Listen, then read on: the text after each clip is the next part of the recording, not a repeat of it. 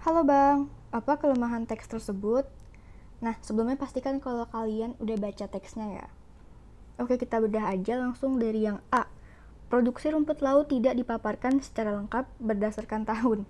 Ini rasanya agak kurang penting ya, soalnya kita asumsikan aja kalau cara budidaya rumput laut tuh sama dari tahun ke tahun.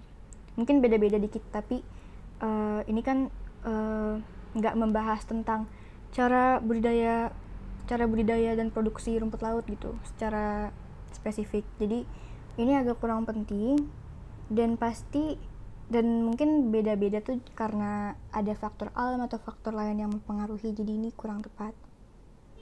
Terus yang B, komoditas kelautan dan perikanan yang dirinci hanya rumput laut. Ini udah pasti salah karena emang teksnya ini kan ngomongin tentang rumput laut, jadi mau ngebahas hewan apa lagi, komoditas lagi. 6 alasan keunggulan rumput laut tidak dikelompokkan secara logis.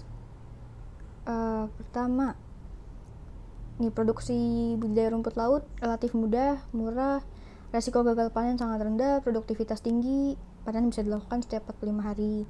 Terus rumput laut bisa diproduksi secara massal dan jumlah yang besar, harganya cukup tinggi. Terus mudah diproses menjadi bahan jadi untuk industri.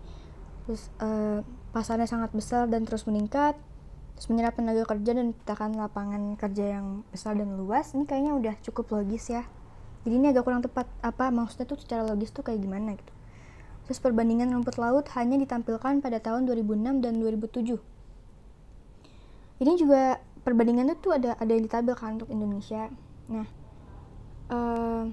di teks tuh nggak mungkin ngebahas tentang persentase produksi 10 tahun terakhir, nggak mungkin dibanding-bandingin kan. Jadinya nggak terlalu efektif gitu juga.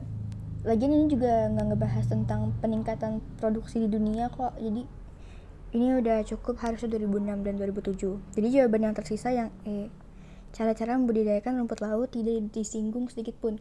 Karena sebenarnya tujuan teks ini tuh emang ngebahas tentang keunggulan rumput laut dan gimana dia bisa menjadikan Indonesia lebih maju kan. Tapi di sini tuh nggak disebutin gimana sih caranya untuk produksi rumput laut, sedangkan di sini ada teksnya, ada kalimatnya maksudnya. Ada kalimatnya kalau budidaya rumput laut tuh relatif mudah, tapi nggak dikasih tahu caranya gimana. Jadi itu bisa jadi kelemahannya. Oke, terima kasih dan tetap semangat dan sampai jumpa.